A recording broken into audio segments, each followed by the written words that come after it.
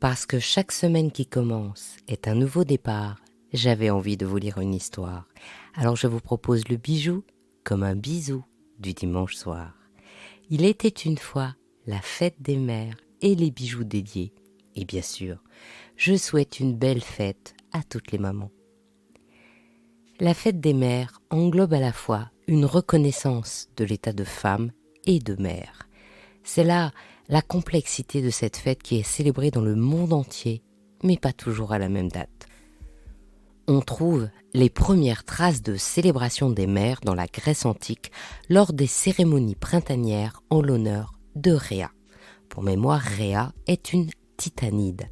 Elle est la fille d'Ouranos qui incarne le ciel et de Gaïa qui représente la terre. Elle est à la fois la sœur et la femme du titan Chronos et la mère des dieux et déesses Hestia, Déméter, Héra, Hadès, Poséidon et Zeus.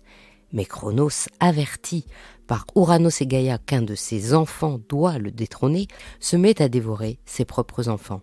Alors quand Zeus naît, Rhéa donne à Chronos une pierre enveloppée d'un ange et cache l'enfant en Crète. Rhéa incarne le courage et le dévouement maternel et est célébrée comme déesse de la fertilité, de la maternité et de la génération dans toute l'Asie mineure, aux Ides de Mars.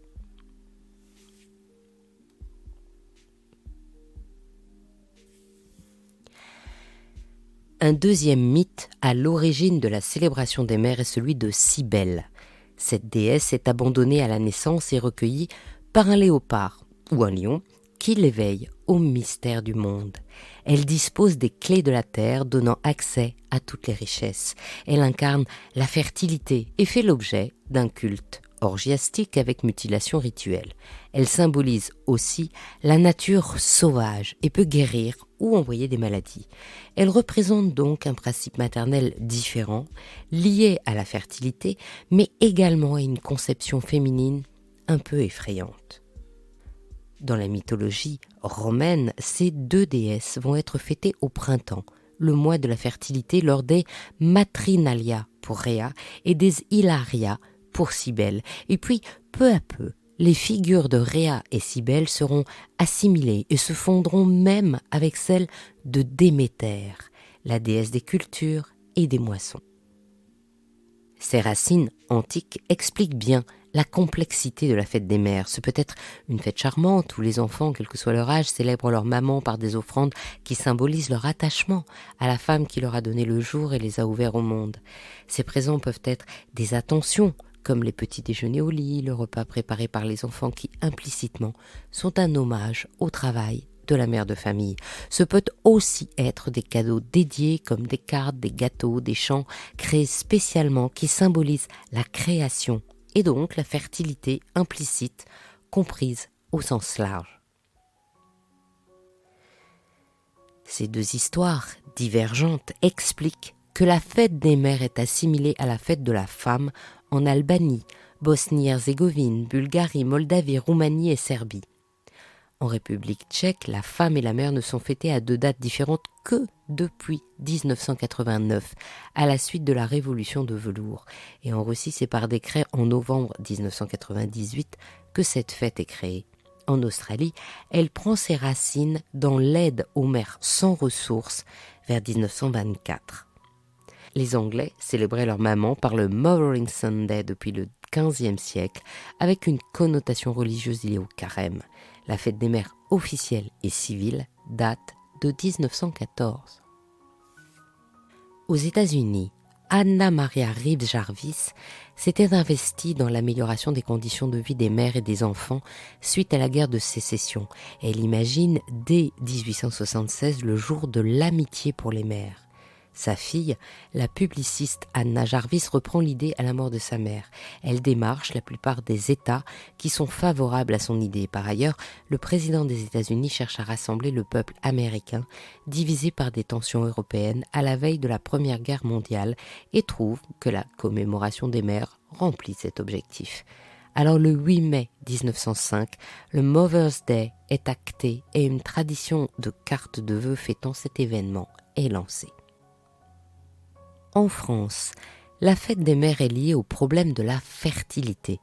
L'Allemagne impériale, qui a annexé l'Alsace-Lorraine en 1871, est alors considérée comme l'ennemi du moment et paraît beaucoup plus dynamique du point de vue de la natalité. Jacques Bertillon, médecin, démographe, statisticien, crée en 1896 l'Alliance nationale pour l'accroissement de la population de la France, chargée de créer une propagande nataliste. Il est le premier à imaginer la création d'une journée officielle pour honorer publiquement les pères et mères de familles nombreuses. C'est le 10 juin 1906, à l'initiative de Prosper Roche, fondateur de l'Union fraternelle des pères de familles méritants d'Arthas en Isère, qu'a lieu une cérémonie en l'honneur des mères de familles nombreuses. L'origine du diplôme de haut mérite maternel est conservée dans la bibliothèque de l'Institut de France. Mais c'est la Première Guerre mondiale qui va inscrire la fête des mères dans les habitudes. En mai 1918, le général Pershing ordonne de distribuer à tous les soldats sous son commandement des cartes postales d'hommage à envoyer pour le Mother's Day. Il fait aussi réaliser un film d'actualité par Gaumont. Les soldats du corps expéditionnaire sont américains, mais aussi anglais, néerlandais, français, belges.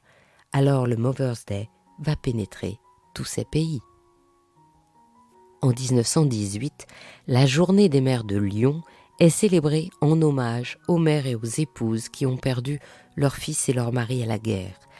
Après une guerre, le gouvernement cherche, encore une fois, à doper les naissances et crée, en 1920, une fête des mères de familles nombreuses et puis en 1926, une première cérémonie officielle nationale remet des médailles de la famille française aux mères de familles nombreuses afin de leur témoigner toute la reconnaissance de la nation.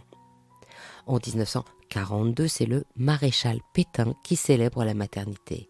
Après la guerre, le 24 mai 1950, la République française, au travers du ministère de la Santé, institue la fête des mères le dernier dimanche de mai, sauf si cette date coïncide avec celle de la Pentecôte, auquel cas elle est repoussée au premier dimanche de juin. Cette action sera à la charge du ministère chargé de la famille à partir de 2004. Cette histoire de la fête des mères explique pourquoi, si l'on fête les mères et s'il est très agréable d'offrir comme de recevoir un bijou à cette occasion, il n'y a pas à proprement parler de bijoux typiques de la fête des mères. Cependant, deux sortes de bijoux peuvent historiquement s'offrir à la fête des mères pour lequel je vous conseille de surveiller les ventes aux enchères. Il y a le collier de servitude ou collier d'esclavage qui a eu son heure de gloire sous Louis XV, lequel l'offre à la comtesse du Barry et en lance ainsi la mode. Il est composé de 3 chaînes d'or qui symbolisent le passé, le présent et le futur et sont reliés par des médaillons appelés briquets.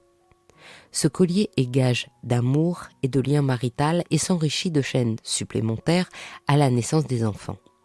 Au XIXe, les médaillons scandent d'émail, de camée, puis de diamants et de pierres précieuses. La Bourgogne affirme que ce collier est originaire de sa région, mais on trouve également de très beaux exemplaires venant de Normandie.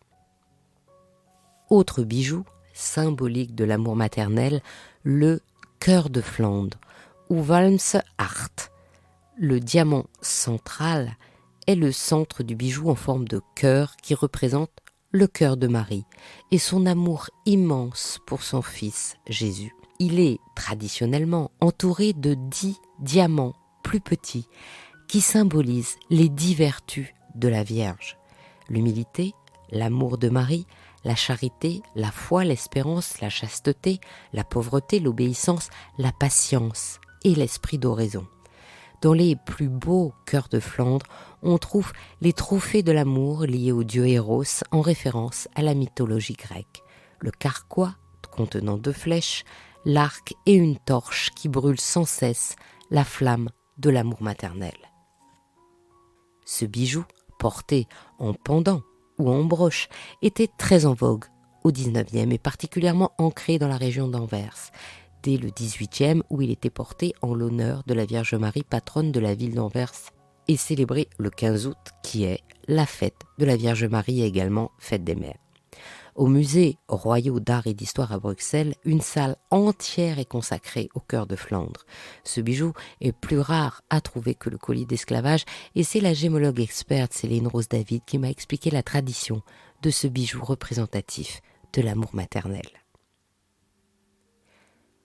Ainsi se termine cette histoire d'Il était une fois le bijou.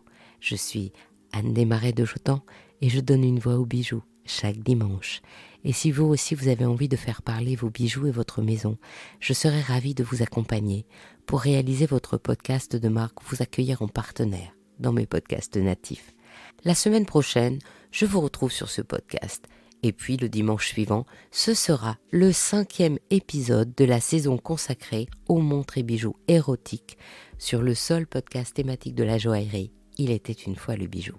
Et notre rendez-vous avec Brillante, le podcast des femmes de la joaillerie, sera le 19 juin. Pour ne manquer aucun de nos rendez-vous du dimanche autour du bijou, abonnez-vous à chacun de ces 3 podcasts sur votre plateforme d'écoute préférée et encouragez-moi en partageant l'épisode sur vos réseaux sociaux. Si vous êtes sur Apple Podcasts, Spotify, YouTube, mettez des jolis commentaires, des pouces, des étoiles. C'est ce qui permet de doper le référencement des podcasts. Je vous souhaite une belle fête des mères, une jolie semaine. À la semaine prochaine pour votre prochaine histoire de bijoux.